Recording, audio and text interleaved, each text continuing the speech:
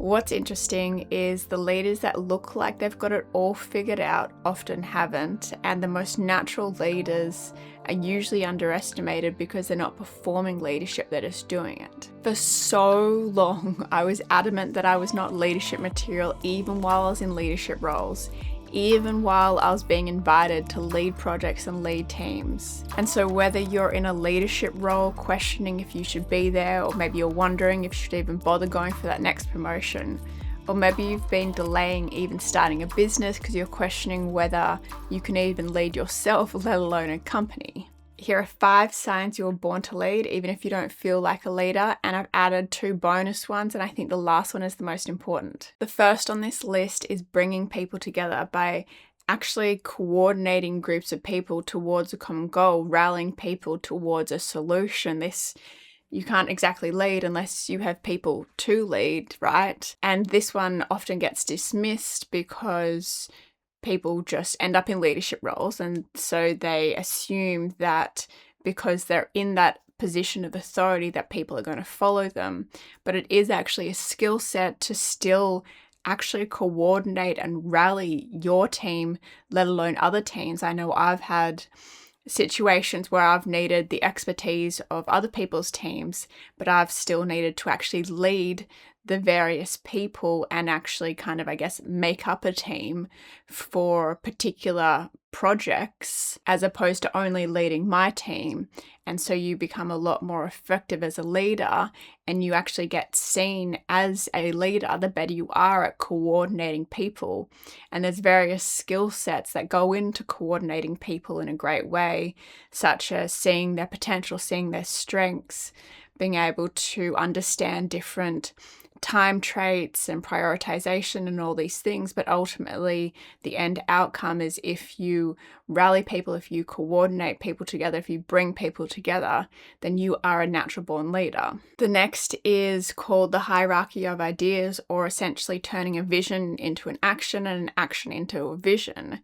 And what this does is you're able to understand what concrete and actionable tasks are when something is quite ambiguous. For example, if someone says, I want to, or like a manager says, I want you to improve customer feedback, or we need to improve team morale, or something ambiguous like that, then you can ask, well, what specific actions are needed to achieve that outcome?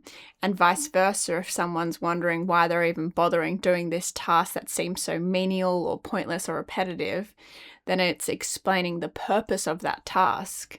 And what this really helps you do is that it helps you create action, right? As opposed to something ambiguous, you can really get clear on the action steps required. You can create a project plan, you can follow that plan. You're more likely to actually achieve that outcome or know why you didn't achieve that outcome, right? There's like a clear plan. But then also when people are starting to get stuck in the weeds, you can stick to the main goal, the purpose, the outcome that your team is trying to achieve. Because essentially what this skill allows you to do is to reverse engineer a goal, but actually to also stay on purpose and not in a fluffy, what's your purpose way, but actually stay on track with what each of those tasks are doing.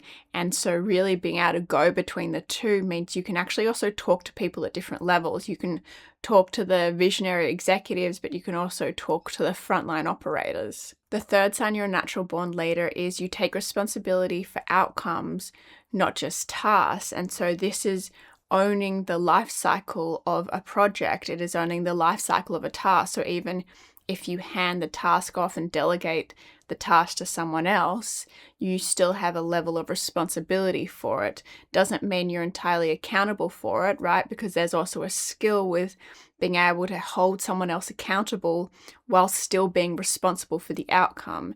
And what this looks like is that if you've delegated a task and you're responsible for the outcome, as opposed to saying like, oh, well, it didn't get done because of this person, you actually just resolve that the best you can with that person, as opposed to suddenly handing off responsibility. It's like, well, I delegated the task, so it's not my responsibility anymore. Actually maintaining that responsibility of the full outcome means you own it. There's an ownership, and people are going to trust you with owning bigger and more complex things, the less you hand off responsibility every time something goes wrong. And if you do this naturally, well, then you also probably can naturally handle pressure a lot well. You're probably naturally really good at taking ownership, and you probably already take ownership for too much. And so the flip side of that is actually remaining responsible but still holding other people accountable. The fourth sign is pattern recognition and systems thinking. And so when it comes to systems thinking, as opposed to just looking at a particular problem,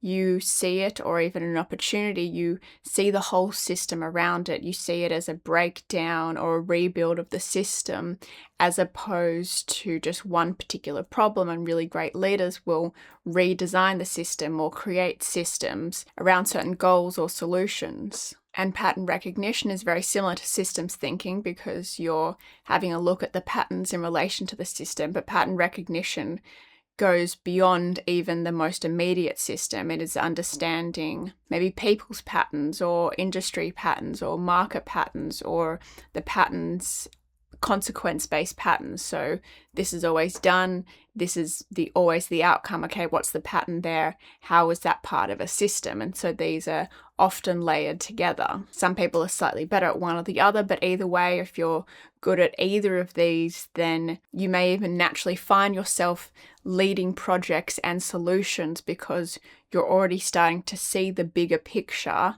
and how the details make up that bigger picture, which links back not only to the hierarchy of ideas, how visions and actions, or goals and actions connect, but then also taking responsibility for the resolution of any breakdown in a system. You can see how each of these layer together. And the fifth sign is you naturally self-led, or even you've developed a skill of self-leadership. And I often say you need to lead yourself first to lead others better. And there's many layers to that, but the one that is relevant, I guess, to this episode is you kind of got to know where you're going to lead other people, right? If you haven't figured out yourself where you want to go, where you want to take the team, what you're doing, then you're kind of just holding the team together. You're not actually leading. And also becoming aware of how you lead yourself, how you talk to yourself, how you get yourself to do things, how you motivate yourself, how you demotivate yourself, how you plan, how you do all these things will also give you a lot of insight to how you actually lead. Because how you lead yourself is how you lead others. That's why leading yourself first will make it easier to lead others better. And then the bonus two aren't exclusive to leadership, but they are great traits to have if you are a leader. The first is curiosity, being endlessly curious, being curious about people, being curious about systems and patterns, being curious about problems, why something happened, and wondering if there's an opportunity related to that problem, wondering if there was a way you could have communicated better. And so the curiosity really amplifies a lot of the other skills and signs and traits that I spoke about, because when you have that self-leadership, self-awareness, then you have curiosity around your own thinking, how people respond to you, how you respond to them. So that really builds a level of emotional maturity, emotional intelligence, social awareness, but then curiosity around learning new things and different trends in the market, and even the company you're building or are a part of, and understanding the systems within it. Because the thing is, having the desire to learn means you will learn. You will start to become skilled and aware of so many different things. And oftentimes, especially, I guess, these days, the most innovative and original ideas aren't because there's something new. They're a different combination from different fields. And so the more you're curious about different things and the more you kind of wonder how they would fit together, the better you would be as even an entrepreneur, not just a leader. And then the final one, which doesn't get talked about really anywhere actually, is having a unique combination of confidence and humility. And what this is having the confidence that you can handle anything. So self-confidence, so having that confidence in yourself that you will make the right decision, or even if you don't make the right decision, you'll figure it out. Or if you say yes to an opportunity you don't really know, you'll figure it out. It's going to work out. Even if it doesn't work out initially, you'll figure out a way, right? There's this self-belief that you're going to be able to be okay, that you can handle anything. There's a level of resilience and even self-regulation within that. But then alongside that self-confidence is the humility that you also don't know everything. Because as opposed to being so self-confident that you can handle everything, but then also so overly confident that it becomes arrogant, like I can handle everything and I know everything, that's not really, people don't love being around those kinds of people. And so then having that humility to realize you don't know everything, and often the problem is people get these swapped, right? They try to be humble about what they're capable of while being overly confident about what they know. When really you want to be confident about what you're capable of and humble about what you know. And so as you can see, I mentioned nothing about being outgoing or over-dominating or any of these traits that we traditionally think of leaders or leadership, and has a lot more to do with how you actually think about things, how you actually interact with people and the world around you. And so hopefully this has confirmed that you are in fact leadership material, and maybe you've identified some areas for improvement. And so now the only thing missing is actually understanding what your specific leadership style is, because there's actually 4 main ones. There's many other specific ones, but there's 4 main ones. So to find out more about those, watch this next video.